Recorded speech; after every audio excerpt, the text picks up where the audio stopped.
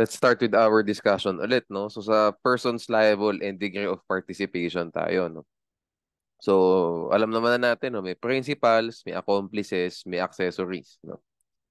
So ito po yung mga nakaka-affect sa degree nung nung penalty. Yung isa, natakla natin previously sa Article 6, yung consummated, frustrated, at saka attempted felony, no? Ito naman sa principals, accomplices, and accessory side naman tayo. So who are principals, no? Nakalagay po yan sa Article 17, no? The following are considered principals, no? Direct participation, direct participation or those who take a direct part, no, in the execution of the act, directly force or induce, ano yan? Those who directly force or induce others to commit it. Lastly, indispensable cooperation. Those who cooperate in the commission of the felony by another act without which it would not have been accomplished. Okay? So, yan po yung tatlo, no? Sila yung tatlong categories, no? By the way pala, bago tayo magsimula dito, no, I would like to mention ulit na sa Article 16, no, hindi po pwedeng magkaroon ng accessory tapos light felony yung crime, no? Ang mangyayari po doon, walang criminal liability. Okay? So, for grave at saka less grave felonies, may criminal liability kung principal, accomplices, at saka principals, accomplices, and accessories. Pero pag light felony po yan, hanggang accomplices lang po ang hinto natin. Okay, nabanggit ko lang, no? So let's move tayo ulit, no? Note, no? If there is conspiracy, it is not necessary to determine whether the principal is covered by paragraphs 1, 2, or 3. They are all principals because the act of one is the act of all. Okay? If there is conspiracy, it is not necessary to determine whether the principal is covered by paragraphs 1, 2, or 3. Principal po sila lahat. Okay? Kaya po ang lookout sa isang robbery, principal din. Diba? Kahit na hindi naman siya pumasok sa bahay. Why? Kasi co-conspirator po siya. What is conspiracy? No? There is conspiracy when two or more persons come to an agreement concerning the commission of a felony and decide to commit it. By the way, bago ko makalimutan, no? How do we differentiate yung inutusan, those who directly force or induce others to commit it, at saka po yung conspiracy? Okay? Ano po ba ang konteksto? Paano natin sila mapag-differentiate, no? Si A, inutusan niya si B na patayin si C. So si B, pinatay niya si C. Okay? Is there conspiracy in that scenario? Wala po. Nagkaroon po ng principal by inducement at saka principal by direct participation kasi si A directly induce A directly induce B to commit the crime. On the other hand, paano mo magiging conspiracy? Tingnan lang po natin, no? Hindi natin kailangan ng masyadong madaming cases to determine the differences or the difference between the two. Nakalagay dyan, two or more persons come to an agreement concerning the commission of a felony and decide to commit it. Kapag po conspiracy, nakita niyo naman po yung agreement concerning the commission of a felony. Nag-agree po si A at saka si B kung paano papatayin si C at pinagdesisyon na po nilang gagawin nila yung krimen. Okay. At no, sa conspiracy po na to, yung ating si A, no, meron din siya magiging direct participation doon sa commission of the felony. Kaya nga decide to commit it eh. 'Di ba? So meron siyang direct part, 'di ba? Meron siyang direct part pero hindi po necessarily na siya yung babaril. Okay? Hindi necessarily na siya yung magdanakaw, no? Pwedeng siya yung taga-drive nung sasakyan para makatakas sila dun sa bahay na ginawa nila yung crime. Pwedeng lookout, as I said, no? Pwedeng tagabantay lang sa pinto para sure na walang makakalabas. Conspiracy po lahat yan. Okay? Yung directly force or induce, inutusan mo lang na patayin si ganun. Okay? Itong conspiracy, nag-agree na kayo kung paano i-commit yung crime kasi nga, you came to an agreement concerning the commission of a felony. Di ba? After that, pinagdesisyon nyo pang gagawin nyo. So, kasama ka dun sa pag-execute ng crime. O ano na po pinagkaiba ng conspiracy sa direct participation? Pag sinabi mo direct participation, ikaw yung isa ka dun sa mga bumaril, Isa ka sa mga nagnakaw, yan. Okay. Pag conspiracy nga, sabi ko, hindi natin kailangan ng direct part, no? Lookout, pwede. Tagabantay, pwede. Driver ng kotse, pwede. As long as you agreed, di ba, concerning the commission of a felony. So, ulitin natin, no? Direct participation, ikaw talaga yung bumaril. Ikaw talaga yung nagnakaw, no? Pag inducement, ikaw yung nagutos. Ikaw yung nag-order, no? Ikaw yung nagbayad. Price, reward, promise. So, bayaran ba? 1 million, patay mo si ganun. O mga ganun, no? Pag conspiracy po, paano natin pag-iibahin sila? Sa conspiracy, may agreement concerning the commission of a felony and decide to commit it. Pag sinabi mo decide to commit it, it just means that you decided to have a part, no, in the commission of the crime. May party ka. Active. Ano ka, meron kang overt act yun. May overt act ka during the commission of the felony. Hindi kailangan na direct part, hindi kailangan ikaw ang bumaril, pero meron kang part. And before that, you came to an agreement with the other perpetrators to commit the felony concerning the commission of the felony. Di ba ganun, no? So, naiba siya sa direct participation kasi hindi kailangan super direct. Hindi kailangan direct. Sa directly induced naman, hindi kailangan siya rin ang nag-induce. Okay? At kung siya man ang nag-induce, no, napasabi, sige, nag-agree iba, siya yung nag-propose, no, siya yung promotor, no, siya yung promotor nung pag-commit ng felony, pagkakaiba na directly induce at saka conspiracy, sumama siya dun sa commission ng felony. Naulitin ko, hindi kailangan direct part. Okay? Anyways, no, conspiracy alone is not a criminal act, no, because conspiracy is just a preparatory act. Under Article 8, nakasulat po dyan, conspiracy and proposal to commit a felony shall only be punishable, no, when the law specially provides a penalty therefore. Hindi naman conspiracy, hindi naman lahat ng types of ng conspiracy may penalty. Conspiracy to commit treason, meron yan. Rebellion, meron yan. Conspiracy to commit rebellion, meron yan. Sedition, meron yan, no? Pero wala po yung murder, rape, homicide, wala. Kidnapping, wala po. So pag nag-conspiracy lang, nagkaroon lang ng agreement concerning the commission of murder, rape, homicide, kidnapping, wala pong crime. Kasi sabi po dyan, decide to commit it sa Article 8. Hindi na natin kailangan ng masyadong maraming cases. No? You came to an agreement, you decide to commit it, you actually committed it. Okay? Pag nangyari yun, may criminal liability na. Okay? There must first be an overt act before the conspirators can be criminally liable. No? Hanggat hindi nagkaaroon ng, so apat na yan ha. Direct participation, inducement, conspiracy na may crime, no? At saka yung conspiracy alone. Okay? By the way, ang tawag po, no, pag halimbawa, conspiracy, tapos kinumit nila yung crime, ang tawag po dyan, conspiracy became the manner of incurring criminal liability. No? Hindi po siya crime, but it's just a manner of incurring criminal liability. Ang magiging liability po, ang magiging crime na nakomit ng ating mga perpetrators, robbery, ganun, no? Murder, no? Homicide, rape, ganyan. Okay? Conspiracy alone, in these cases, hindi po siya criminal act. So, it's just a manner of incurring criminal liability. Okay? Okay. So, move tayo, no?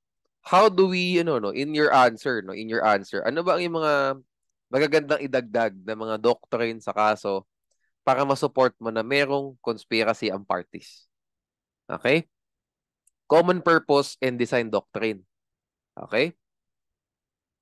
The doctrine provides that there is conspiracy if the acts of the accused point to a common purpose and design. No? Concerted action or community of interest. Okay? Ito yan. Ayan, delete natin yan. May typo dito, na-delete natin to. Okay? In other words, the prosecution must prove that the accused came, ulitin ko na naman, In other words, the prosecution must prove that the accused came to an agreement for the commission of a felony and decide to commit it. So we circle back, no?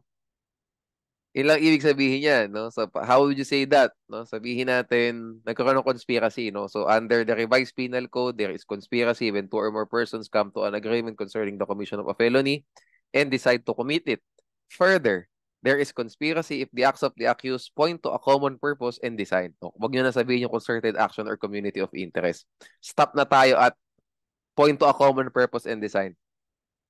Diba? Kung nakalimutan nyo man, stop na kayo dyan. So, common purpose and design. Okay? First, di ba? Sabi mong gano'n, no? Case law also dictates that. Next tayo, no? A conspirator, no, to be criminally liable for a felony must have contributed to the execution of the crime through an overt act. So, yan po ang hinihingi pag conspiracy as a manner of incurring criminal liability. Kailangan lang may contribution through an overt act. Ito pong principal by direct participation, you took a direct part. Pag sinabi mo direct, ikaw talaga pumatay, ikaw ang magnakaw. O, ito po, sa conspiracy, kailangan lang natin ng common purpose and design plus no, contribution through an overt act. O, di ba? Ang ganda. So, pag po conspiracy, ang linya ng sagot nyo, how would we answer? Sabihin nyo yung as a manner of incurring criminal liability, ha? Ganito, no? Sabihin natin, wala pong criminal liability at all. Kasi nagkaroon lang ng conspiracy, hindi sila nagkaroon ng execution side. Hindi nila in-execute yung crime. Ang sagot nyo lang dyan, yung first paragraph ng Article 8. Conspiracy and proposal to commit a felony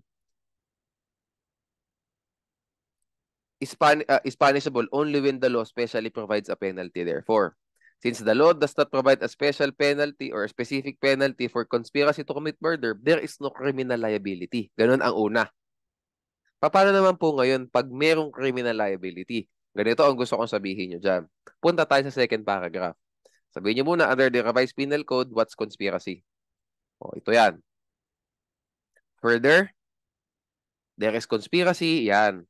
Okay. If the acts of the accused point to a common purpose and design. Lastly, no?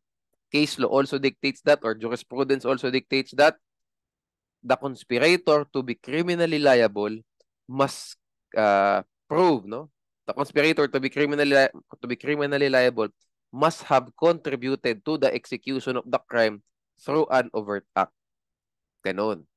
And then, kayo na, bahala paano nyo i-apply yung tatlong doctrines na yun. See? That's how you plate your answer properly para sufficient po yung legal basis natin. Okay? Once contribution is proven, it is not necessary to ascertain the specific act of each conspirator.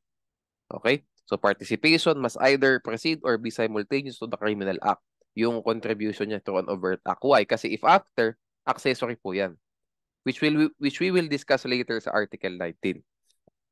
Okay, so tandaan nyo to. Actually, marami akong nilagay dito. No? Ang kailangan nyo talaga matandaan dyan, pandagdag ito. Once contribution is proven, it is not necessary to ascertain the specific act of each conspirator. Hindi natin kailangan. Yung isa, lookout lang. Basta napatunayan nyo na sumali siya dun sa execution of the crime. No? As long as napatunayan natin, we're good, no? Ulit natin to. Ano to? No, hindi to, hindi to. Okay. Masyadong nang gugulo. No? Okay. Hindi pala kasali dapat yung after kasi nga, as I said earlier, no? Hindi pala dapat ganito, no? Kasi as I said earlier, kahit na ikaw yung nagda-drive ng getaway vehicle, so ang participation mo lang after, conspirator ka pa din. Pag conspirator ka pa din, principal pa rin ang sa'yo, ang tingin sa'yo ng batas. No? Kahit na after lang, no? Sabihin natin, nagpunta yung magnanakaw talaga doon on foot. Or pamasaherong jeep. Ikaw ang sumundo, pauwi. Kasi getaway vehicle ka. Pero may conspiracy kayo. So kahit na after lang ang participation mo, you're also a conspirator. Conspirator. You're also in conspiracy with them. Principal ka din. Okay, so hindi pala ganyan, no? Conspiracy, basta conspiracy, it involves everything, no? Na participation. It involves everything na contribution through an overt act. Automatic yan, no? Automatic yan. criminally liable yung tao. Companionship is not conspiracy. No? Facts must show that the accused contributed by overt act, whether direct or indirect contribution. So what does that mean? Siyempre, reasonable doubt. Pag companionship lang ang napakita mo, hindi siya tumulong, di ba? Acquitted due to reasonable doubt. Okay? Actually, pwede mo nga sabihin na utter lack of evidence eh. Di ba? Kailangan pakita mo talaga na kasali siya doon sa crime. Hindi yung marites lang siya doon. Okay? Conspiracy was established in the case of People versus Sanchez. Di ba? Notwithstanding the fact that Mayor Sanchez was not at the crime scene, he was the mastermind of the ambush laying or the principal by inducement. Conspiracy renders appellants liable as co-principals regardless of the extent and character of their participation because the act of one conspirator is the act of all. Ito pa lang si Mayor Sanchez, no? I don't know kung nakita nyo to, no? Ito yung makakawala dapat dahil sa good conduct time allowance. Siya yun, si Mayor Sanchez. Tapos no, nalaman ng balita, nalaman ng reporter. Ba't makakawala itong tao na to? Karumal-dumal yung krimen na ginawa niya. Nang rape siya ni-rape niya yung babae, pinatay din niya. Tapos bago niya binirape, pas pinatay din niya yung boyfriend ng dinakip niya pareho. Dinakip niya yung babae, dinakip niya yung boyfriend ng babae, pinatay yung boyfriend, pinapatay niya tapos ni-rape niya yung babae, pinatay din ng mga alagad niya. Oh. In the case po, no, siya yung mastermind. Pero siya rin po yung rape eh. Oh. 'Di ba? How can we differentiate this from someone? How can we differentiate Mayor Sanchez versus someone na nag-utos lang? Dito po sa kaso na to, kasali siya sa execution of the act. Hindi siya ng rape eh. O kahit di siya pumatay doon, siya ng rape, 'di ba? So kasali siya, 'di ba? Kasali rin siya doon sa ah, ano, kasali siya doon sa commission of the execution of the act directly by overt acts. Tapos mga conspirator niya, yung kanyang mga alagad, no? Yung mga goons niya, no? Sila yung mga kasali doon. Meron siyang part. Pero kung nag-utos lang siya, you cannot say that he is conspiracy with the other persons kasi or other people kasi nag-utos lang siya. Di ba? Pag conspiracy, kailangan meron kang contribution by overt act. Mayor Sanchez had in this case. Anyway, kako lang nasabi ulit kasi nga matunog to dahil siya nga yung muntik na makalaya dahil sa GCTA, no? Tapos later on, namatay ata ito nung pandemic. If if my memory serves me right, no? Namatayan.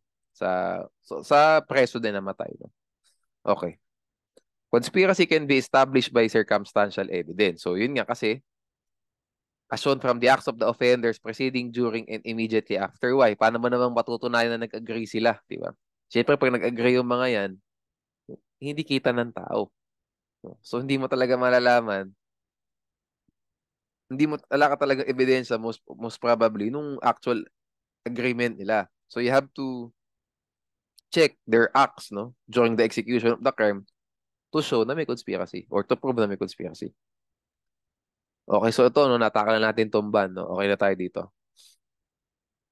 Where conspiracy is adequately proven, all the conspirators are equally responsible for the acts of their co-conspirators, regardless of the extent and character of their participation, because in contemplation of the law, the act of one is the act of all. Okay? What if, ito gusto kong itakil, no? What if the co-conspirators merely agreed to rob a house, but one of them raped the victim? Ayan, napakaganda, no? The rule in this jurisdiction is that whenever a rape is committed as a consequence or on the occasion of a robbery, no, all those who took part therein are liable as principals of the crime of robbery with rape. Although not all of them took part in the rape. Tandaan nyo yan. No?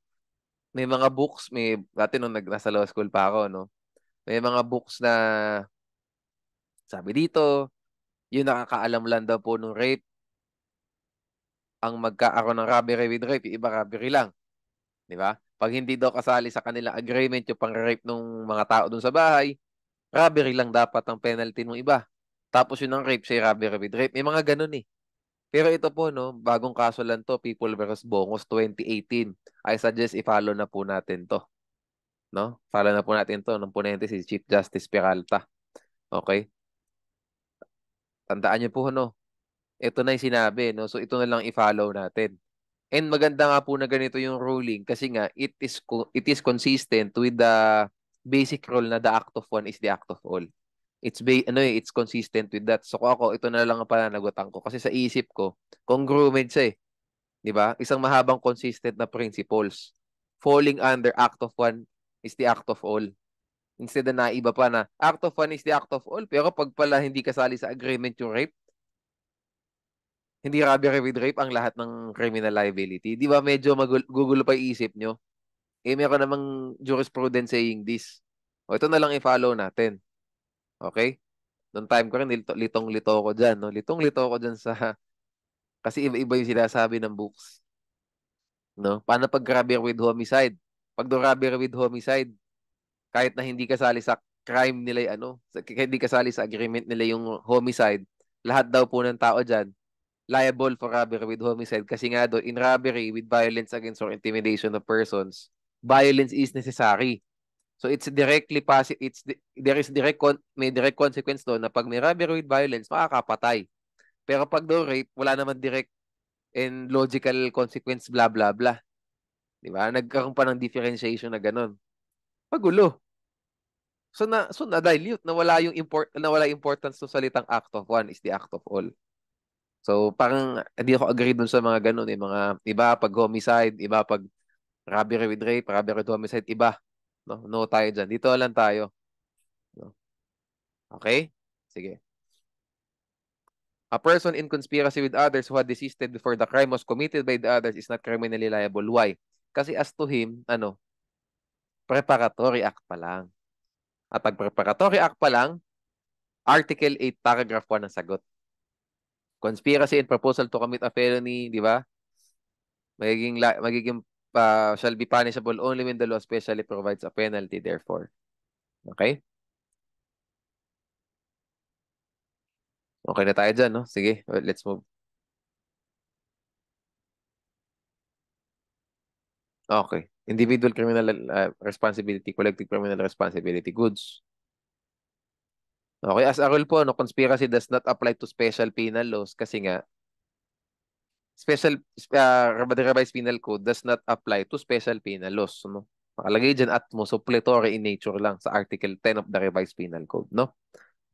However, in some special penal laws, no, the principle of conspiracy applies. Example, plunder, no? Si Janet Lim, Napoles, and so on, no? Diba? Conspirator daw siya, no? Kaya po si Janet Lim na ano rin, based sa allegations, no? Conspirator siya sa mga public officers. Kaya po si Janet Lim Napoles sa Sandigan Bayan din siya na litigate, no? Na litigate yung kaso kasi nga ano tawag dito? The principle of conspiracy applies in plunder. Kasi in conspiracy siya doon sa mga taong above 27, above grade 27 yung salary grade, di ba? Kilala natin kung sino yung mga yun, no? Di pala above 27, 27 and above yung salary grade. O di ba? Conspirator siya doon sa alleged crime. O di kasali siya sa Sandigan Bayan, doon din siya na litigate, di ba? Okay. Let's go to no? Let's go to ayan. Dito tayo sa force and inducement, no? Okay. Okay, so sa direct participation, no, sinabi ko na nga, pag direct participation, this means the offender was actually the person who committed the crime. Ganun kasimple. Okay? Force inducement tayo, no? So, there are two ways to become principal by inducement. No? Pwedeng induction, pwede rin yung inducement na lang tayo. By directly forcing another to commit a crime, no? By directly inducing another to commit a crime. Okay. When you say directly, ito po ang context niya, no? A induce B to kill C. B induce D to kill C. D killed C. Is A liable? No. Because A did not directly induce D to commit the crime. Who directly induced D to commit the crime? Si B. Okay? Directly forcing, no? Directly forcing tayo. It may be committed by using irresistible force. Can also be committed by causing uncontrollable fear. Okay? Here, the one directly forcing is criminally liable. The one directly forced is exempted from criminal liability under Article 12. Okay? Directly inducing, no? It may be committed by giving price, reward, or promise, or by giving words of command. So for giving price, reward, or promise, the following are the requisites, no? The inducement be made directly with the intention of procuring the commission of the crime. The inducement was the determining cause of the commission of the crime by the material executor or by the direct participant. Okay. So, the inducement be made directly with their intention of procuring the commission of the crime. Ibig po sabihin nito, ibinigay talaga yung pera, ibinigay talaga yung reward, ibinigay talaga yung promise with the intention na dapat patayin si ganito o dapat kidnapin si ganito. Pag binigay lang niya yung pera, no? Wala naman siyang sinabi. Wala naman siyang sinabi, no? Na kidnapin mo si ganito. Tapos kinidnap ng tao, you cannot say that this person was a principal by direct inducement. Why? Because the inducement was not by direct, wala namang inducement in the first place. Di ba? And secondly, it was not the determining cause of the commission of the crime. By the way, ang pinaka-important po na requisite dito, yung second one. The inducement was the determining cause of the commission of the crime by the material by the material executor. No? It means, no, direct determining cause of the commission of the crime. What does it mean? It means without such inducement, the crime would not have been committed. Binigyan ng pera, patayin si ganito. Ayan. Pero nung pala, etong tao na to, papatayin naman pala in any case, yung tao na yun na gustong papatay. So can we say that this person is a principal by inducement? Direct inducement? No. No. No, hindi. Kasi itong tao na to, he would have killed the person in any case. May pera man o wala. So the inducement, the giving of the money, the giving of the reward, the giving of the promise, the giving of the price was not the determining cause of the commission of the crime. Di ba? Di ba? Kasi nga, may pera man o wala, papatayin din pala nung guy. Di walang criminal liability yung nagbigay ng pera. Okay? Thus, if the principal by direct participation had personal reason to commit the crime, no?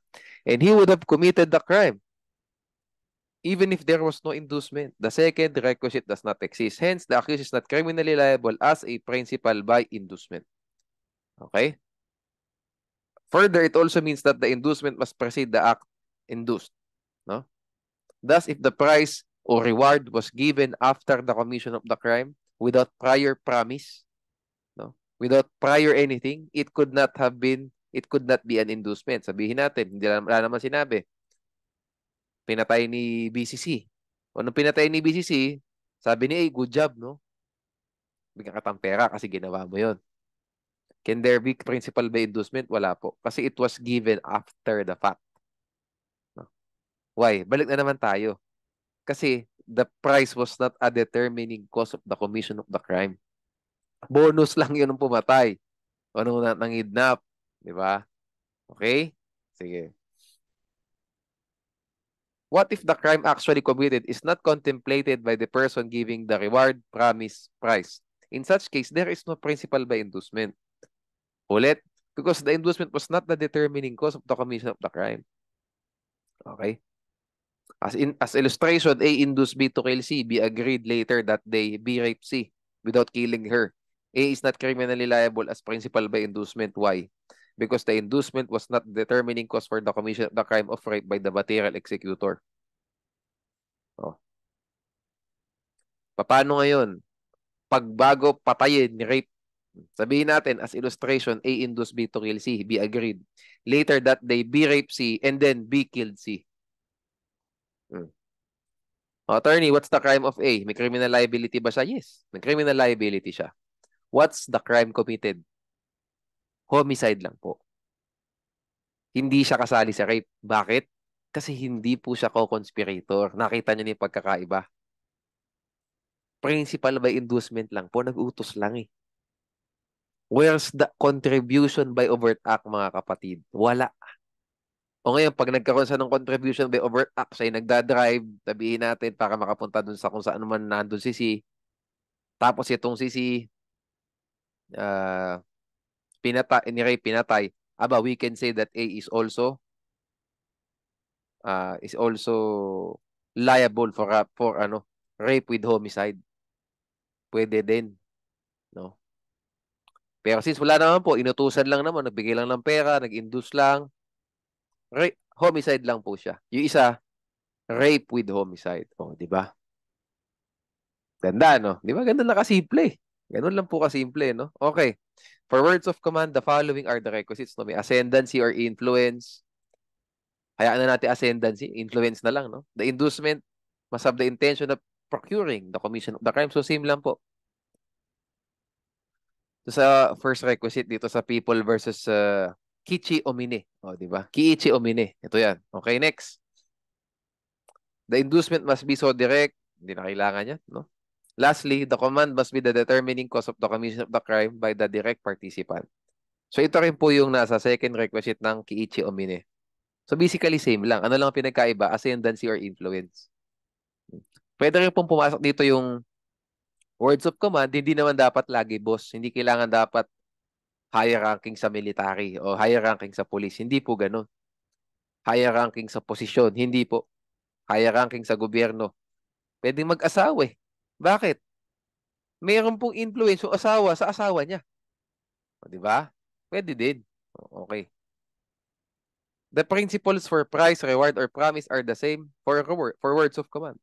The difference is in words of command, the person uttering the words must exercise ascendancy or influence over the direct participant. Sabi nung wife, sabi niya sa husband niya, patay mo si ganun. Pinatay naman ng asawa si ganun. O di, principal by inducement yung wife. Ganun lang kasimple.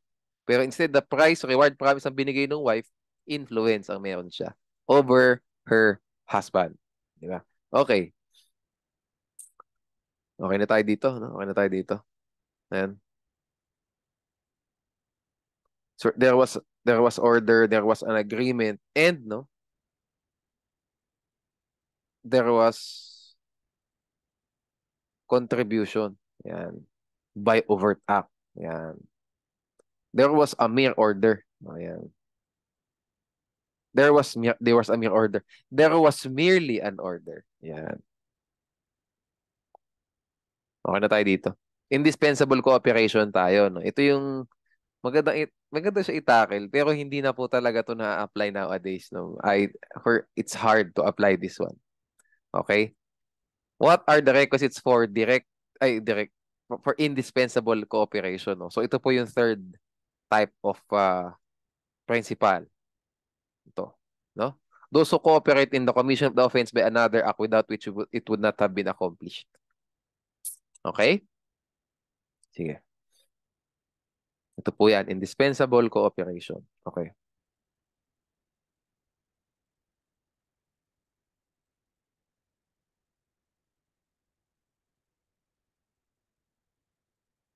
Okay. What are the requisites, no? So there must be participation in the criminal resolution and dalawa lang, no? Cooperation by performing another act without which the crime would not have been accomplished. What does participation in the criminal resolution mean? And ano po ang pinagkakaiba niya sa conspiracy? No? Yan. When you say concurrence or when you say participation in the criminal resolution, the principle by indispensable cooperation does not have to come to an agreement concerning the commission of the felony and decide to commit it. So, hindi po kailangang may conspiracy. Etong tao na to, sumali lang po siya sa criminal resolution after si A at saka si B nagkaroon na ng decision na sige, commit natin tong crime na to. Nabuo na po yung plano. And then, pinropose nila kay C, sige, sabi ni C, goods ako dyan, game ako. Yun po yung ibig sabihin ng participation in the criminal resolution. Diba? Yun yung pagkakaiba niya sa conspiracy. Kasi pag conspiracy yan, ulitin ko, wala na tayong pakialam kung anong type of principle yan. Lahat yan, principles by conspiracy ang tawag. Okay? Wala na tayong pake kung inducement, direct participation, whatever, indispensable cooperation. We do not care.